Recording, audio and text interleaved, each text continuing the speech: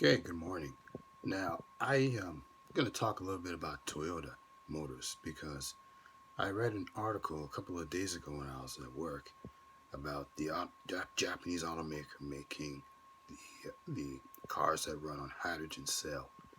Now, I saw a YouTube video about this years ago about the state of California setting up hydrogen cell gas stations. And basically, I think maybe they're selling hydrogen cell cars in this state of California, and I bet other states will follow suit. But anyways, Toyota is the first car maker that I've read that they're making hydrogen cell fuel run cars, and I would not be surprised if other other major automakers follow suit, like General Motors, Fiat Chrysler, and Ford Motor Company.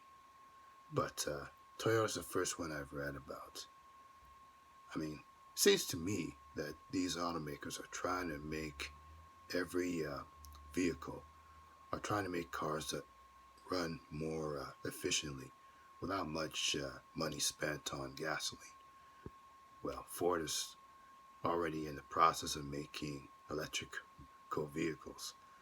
Toyota has already begun making electrical vehicles as well. And I think maybe Fiat Chrysler and General Motors are going to follow suit. So I think maybe by the next decade, hydrogen fuel cell cars will be on the market. Because I mean, they already have electrical vehicles. I mean, Tesla's the first one, but Tesla's got some competition with the major automakers.